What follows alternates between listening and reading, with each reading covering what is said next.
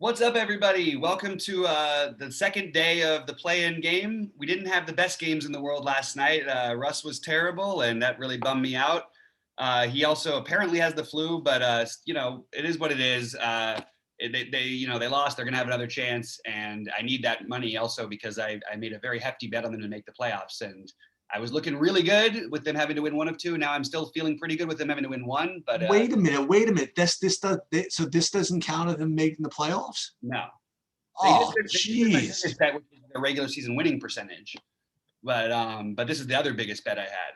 And I cleaned up a little bit, Sheets. I made Nice. almost 4x or 3.5x on my preseason. Beautiful. Even without the Bradley Beal 75 to 1 would have been nice.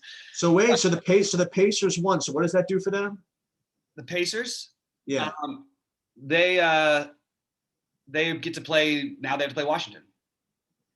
So they play Washington, and then the winner of that gets the 8. The winner of that gets the 8. Okay. And they play Philly. Okay. But it really also, most importantly, what it did was it destroyed my having must-see TV for, even though they would have got killed some games. I think they would have been hung tough some games.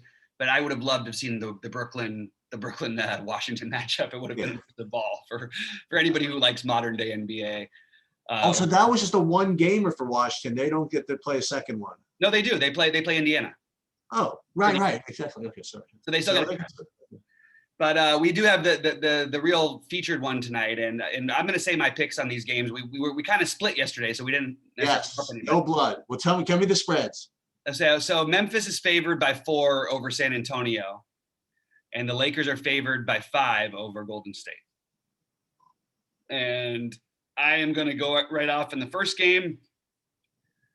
I've gone back and forth on this because I actually think that the idea of Pop playing in this kind of format, he can do there's some things, but this team is, talk about, just hobbling their way into the playoffs. That's right now what Memphis is. I'm sorry, what San Antonio is. Actually, Memphis a little bit too, but San Antonio really has struggled. And I think they're 2-10 in their games without Derek White since he got hurt. So bear that all in mind. I think that I lean Memphis to win and cover, but it totally wouldn't surprise me if they got popped in a different sense here and just we ended up seeing San Antonio take this one down. So I'm guessing you're going to pick San Antonio. No, and unfortunately, there's going to be no action tonight because I literally have no opinion on either game. Like both those lines seem about normal. Nothing screams at me. I mean, I think that. And I'm usually like that, man. I usually like if something doesn't jump out, I don't.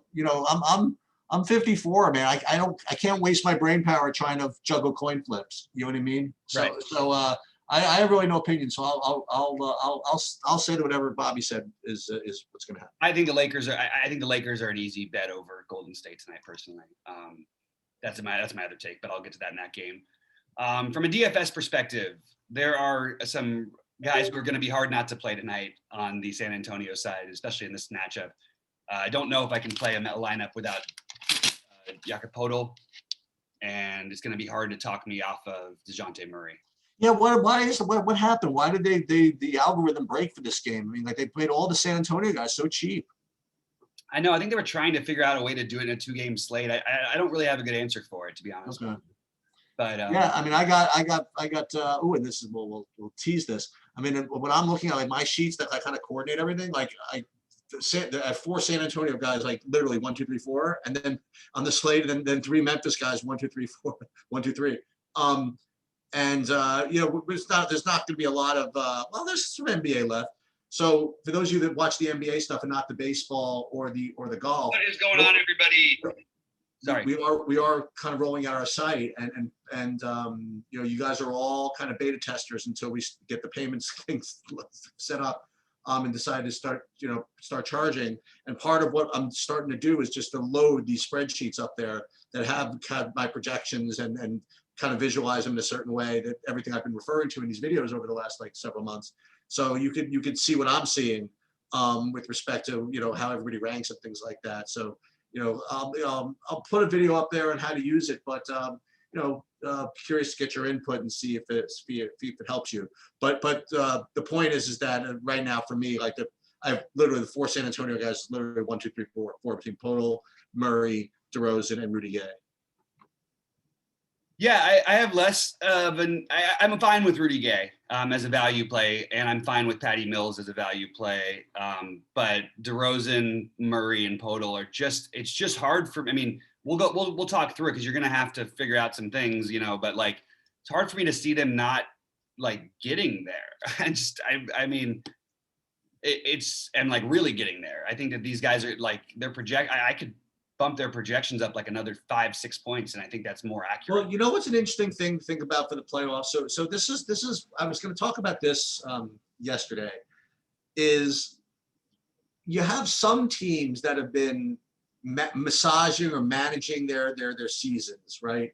To be healthy for the playoffs, they rest people, they manage minutes, they're very cautious with players and things like that. And then there's teams like the Knicks, right? That just play their guys 1,000 minutes. And now, like when you get to the playoffs, which team is going to be like sharper? Like the team that is kind of used to playing the starters 40 minutes, or the team that's like more rested? You could make a case for either one. So like the San Antonio, for example, look, everybody, it's all hands on deck now. This is the playoffs. Everybody's going to play 40 minutes. You know what I mean? If they're physically able to do it. So like the thing, you have a team like San Antonio is basically one of those teams that's been massaging stuff. You know what I mean? Like they've had injuries, they've had whatever. Now you got all these guys that are just eligible to play as much as they want. And now they're priced in a way that I mean, I find it, like you said, like DeRozan, DeJounte Murray, Podol. I mean, it's just almost impossible for them to not well, whatever getting there means. It's almost impossible for them not to get 6x each, honestly. Mm-hmm. Yeah, I totally agree. And on the Memphis side, so I love Jaren Jackson. I think he'd be like a logical, his ownership is going to make me I'll make the case to fade him as the highest owned part of the Memphis side, just because I do think he has a fairly wide range of outcomes. He does flirt with foul trouble all the time.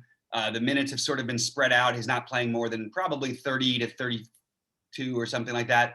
And I think at this price range, I think I'd just rather play DeJounte Murray. Just thinking about price ranges for getting positions. I think I'd rather play DeJounte Murray at 6.3. DeRozan's a little bit more expensive at 7.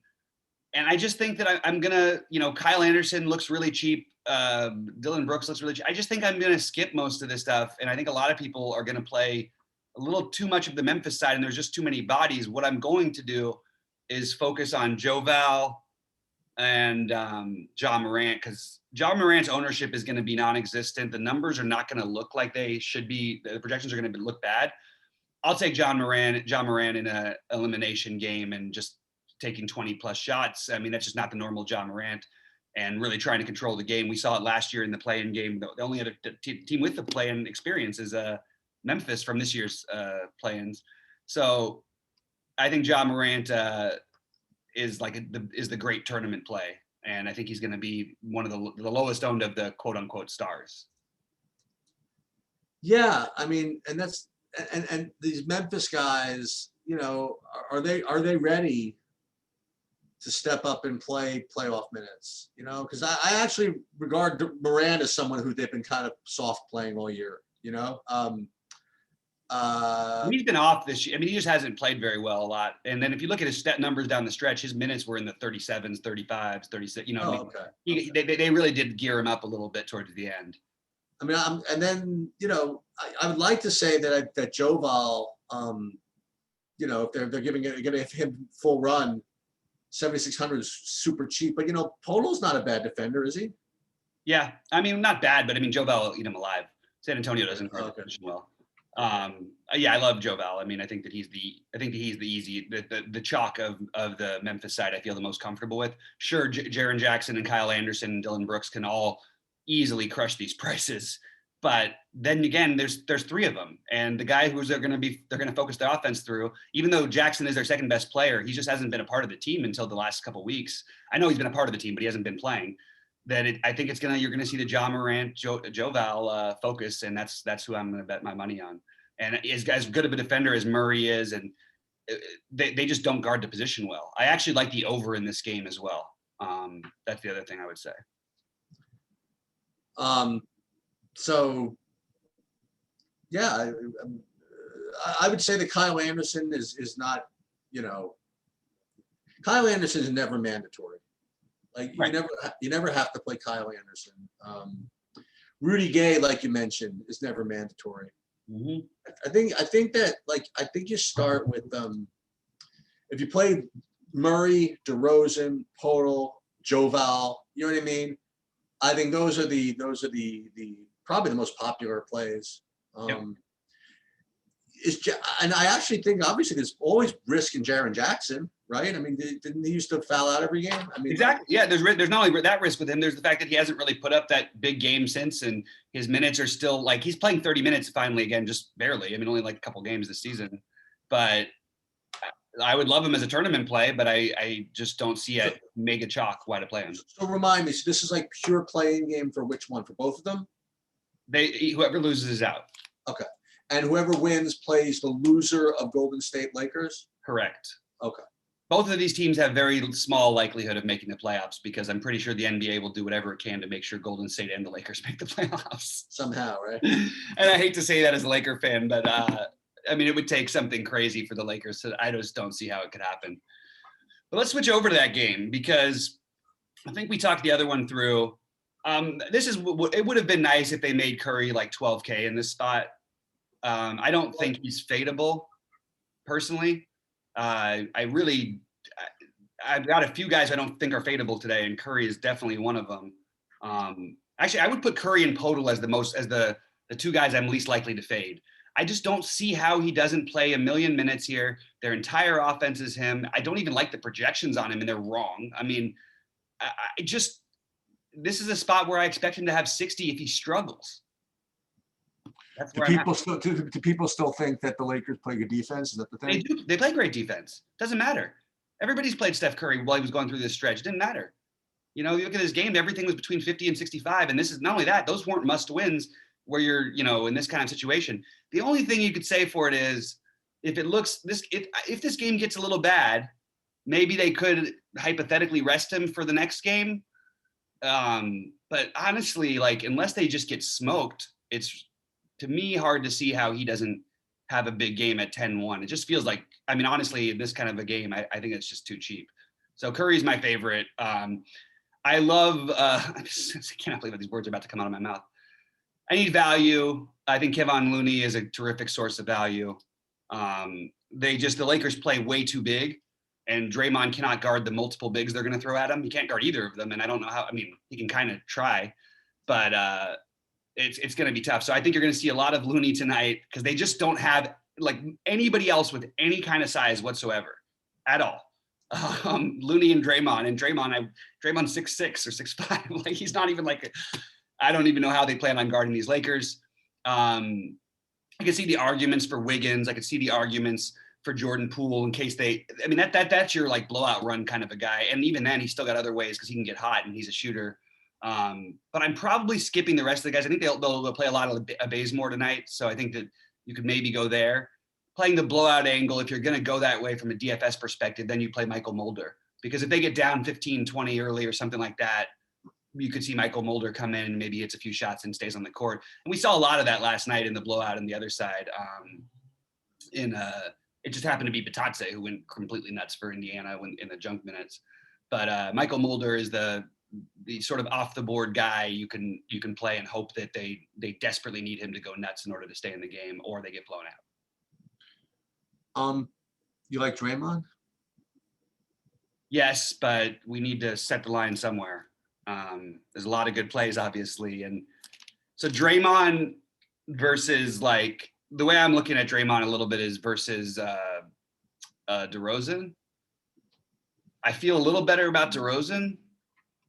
I think that what Draymond does a lot for them will be for, initiating the offense and everything. And he'll still do a good portion of that, but I don't know how well it works. And the individual matchups are not even good for him. And the Lakers are smart defensively. They're going to try and make him shoot. He probably won't shoot. He should get a bunch of rebounds because there's nobody else on the team who can rebound except for, there's really nobody else on the team who can rebound. So Draymond, so if I had to rank my interest, it'd be Curry 1, Looney 2, I guess Draymond would be number 3. But and then if you're playing that, I don't know if they're doing the 150K to first again, but I do think Michael 100K for first. 100K for first. I do think Michael Mulder is like a good long shot tournament play because of his shooting ability, and if he gets hot, he could easily take the Bazemore minutes. I agree with that. Yeah. And then the Lakers are tough. This is the team I don't expect anybody to really play. Because they're all priced really fairly. I mean, they are, and it's sort of one of the. I just would say one thing. Like I can't believe LeBron in an elimination game against Steph is hard to not want to have some of, especially factoring in that. I mean, there's a whole history with them. Like, I mean, LeBron feels like he got his MVPs taken away from him, was angry that the league was all paying attention. I think he's turned into liking Steph as a person. He made some very nice comments about him. People thought he was recruiting him at the All-Star break.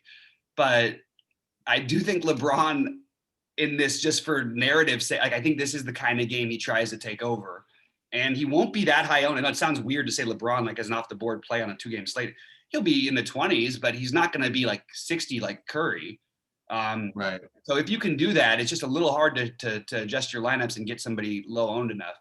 I think Kuzma is a good long shot tournament play, like large field again, back into that same other conversation. There's a chance that Drummond goes nuts in this game. I don't know what they're going to do. I could see it actually siding like that. They could play big and destroy them inside. They could, play Davis at the 5. That still would be too big for Golden State.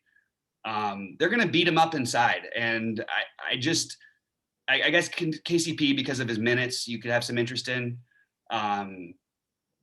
I honestly don't know outside. I don't know what to do outside of LeBron. The only thing is maybe we could argue for Schroeder attacking Curry on the other end or something like that. But it is hard to. I mean, you can't really play Schroeder over Murray here, but you can maybe play him in addition to Murray. You know what I mean? And they're like the same price to DeJounte Murray. So that's where I'm running into issues here. So is Caruso out? No, Caruso's supposed to play. He's been playing well. I don't know how much he's going to play with Schroeder at 19, 20 minutes maybe. Yeah, I think that it'll probably be. Not bad. 22 fantasy points in 19 minutes for him. That wasn't bad. No, I mean, he's, I mean, why not just play KCP though? Right. It's just minute security. But if you're going to go off the board a little bit, I mean, KCP's been over 20, I think like 7 games in a row and 9 out of the last 10. So actually, maybe I slept on KCP a little bit too much here as value, because we're going to need that value. And looking at the overall slate for value, I mean, I have the Rudy Gay, Patty Mills,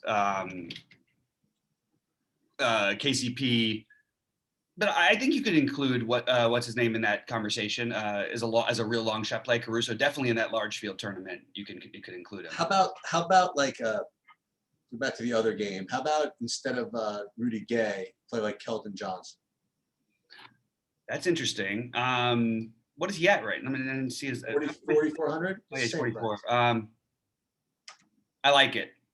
I think that's a really good. I don't think you're getting a ton of leverage. I think he's going to have similar ownership, but you're not.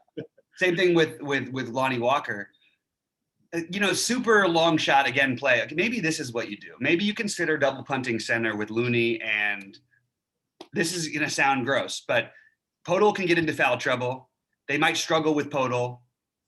All these things, they're going to need to play big against Joval and Memphis, who plays pretty big with Joval.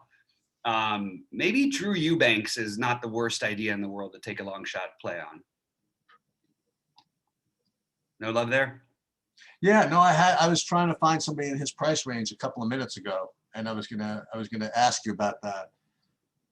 Yeah, they gotta have somebody big on the court. And if it's not, and Podol's not doing it, then I guess Eubanks has to be the guy, right? Yeah, exactly. So yeah, I don't think you want to play him with Podol, because no. The odd part is that you could. I mean, like but you'd rather play Joe Val anyway, so. Yeah, that's true. Yeah, they can match up with Jaren Jackson, with Rudy Gay, or even DeRozan at times because he plays a lot on the perimeter. He's not a traditional post. But these are your long shot plays. So I'll just highlight who I've got as my featured plays. Podol, Murray, DeRozan, Curry, Looney. Other ones who I want to get a little bit lower owned: LeBron and Ja, and Joe Val. It was not going to be lower owned. Joe Val is close to the other guys I mentioned. Then the value: Gay, Mills, KCP, Eubanks are the guys I have. Not really thrilled about any of them, but that's where I'm at right now. And I do think that Patty Mills is probably the better of these guys. He can shoot his way towards it. Even if he doesn't, he's his minutes he's going to play some minutes. He's just going to be, the weird part is that Patty Mills though, like versus like Lonnie Walker and those guys, and Kelvin Johnson, I actually think that they should have a similar expected point production in this game. And that Patty Mills is, I think he's going to have a chance to do a lot of things in a game that's up tempo. I don't think they're going to play Vassell as many minutes as everybody. No, he's not going to play at all, I don't think. He's like projected a lot of minutes though. Oh, really? I've got him projected at 20 minutes. Oh, okay. So I don't know that maybe they will keep going, but that doesn't, Pop's coaches in the playoffs. Like this is not, there's plenty of times the guys who were like part of his rotation are not even in the rotation in the playoffs. I know. Doesn't mean they're going to play 11 guys. They're not going to play 11 guys unless they they're going to play. DeRozan's going to play 40 minutes. Yep. DeJounte Murray's going to play 40 minutes. Yep. And then they're going to see what happens. That's the only thing I know for sure. Those two guys are playing 40 minutes. Yeah. And as much as I love Podol, I'm going to change my thing. Maybe you can fade him without playing Eubanks. If Pop, this is the only, just trying to think and get in the Pop's mindset. If they decided to do something weird to counteract, if they were losing or if they were down early or something and getting beaten up, maybe they would try and run and gun, try to even get Joe Val off the court. But also maybe they could play their small ball lineup with like a Mills, Murray, DeRozan, Gay, and yeah, they could have Gay play the 5 sort of.